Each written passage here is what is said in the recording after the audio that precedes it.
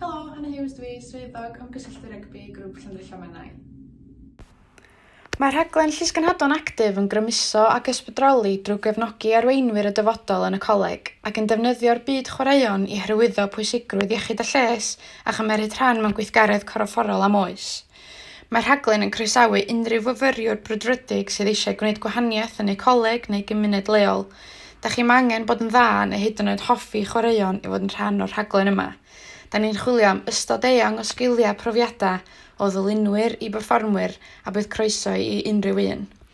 Fel rhan o'r rhaglen bydd cyfle i fod yn lais y dysgwyr, hyrwyddo digwyddiadau, bod yn rhan o brosiectau a datblygu sgiliau cyflogiedig, enghraifft cyfathrebu, gwaith tîm, cadw trefn ac arwain, wrth gydweithio efo myrfyrwyr a staff ledled y grŵp a Llysgenhadon Actif eraill ar draws Cymru. Mae Llysgenhadon Actif yn chwarae rhan bwysig mewn cyflawni gweledigaeth chwaraeon Cymru o greu gweithlu, deinamig, medrus ac amrywiol sy'n arwain ac yn darparu chwaraeon yng Nghymru. Mae lle i bawb ym myd chwaraeon. Meddyliwch am ddiwrnod gêm rygbi, faint o bobl sydd yn cydweithio i sicrhau llwyddiant y diwrnod.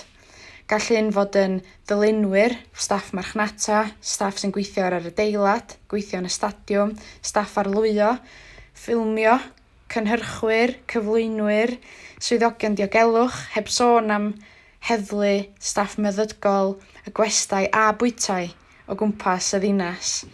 Gall unrhyw un ohonoch fod yn Llysgenhad Actif a derbyn profiadau newydd, cyfarfod ffrindiau newydd, cyfleoedd gwirfoddoli a derbyn cymwysterau ychwanegol i'ch cwrs blynyddol, gan dderbyn kit am eich gwaith hefyd.